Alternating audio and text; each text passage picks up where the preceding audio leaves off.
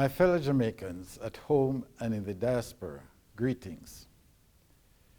Today we celebrate the 58th anniversary of our independence, and despite the difficult context and restrictions, we have much for which to be thankful. No matter where in the world we are, our hearts still swell with pride and a deep sense of patriotism whenever we witness the hoisting of our flag, accompanied by the national anthem.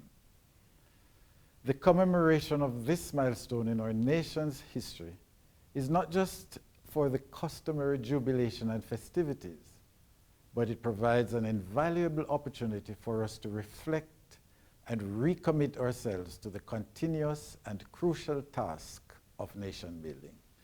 The COVID-19 pandemic, which hit our shores in early March, has changed our lives and the way we teach, socialize, work, conduct business, worship, and even celebrate milestones like our independence. This, however, is a time of social, physical, and financial uncertainties, which easily brings to mind the expression of Thomas Paine that these are times that try men's souls. I offer my sincere condolence to those at home and in the diaspora who have lost family members, and wish a speedy recovery for individuals who have suffered the effects of this virus. We are grateful for the swift response of the government, especially the Ministry of Health and its cadre of health professionals, other health providers, frontline workers, and security personnel for providing information and resources to tackle this difficult situation so far.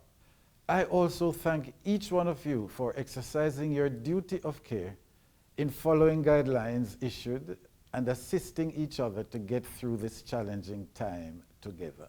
A whole new world awaits us as we prepare to go into our 59th year of independence. How will we forge a future in which no one is disadvantaged, disheartened, or disenfranchised? That is the question for all Jamaicans today. These times require us to re-examine our national pledge and commit the love and loyalty of our hearts, the wisdom and courage of our minds, to work diligently and creatively in serving each other and building our nation. Over the past 3 months, the mass movement for social justice, racial equality, the removal of offensive statutes and iconography have not escaped us in Jamaica. My office has had to address this subject. These events remind us of the deep division that continue to plague many societies and serve as reminders that we must continue to work together to overcome the inequities of our past.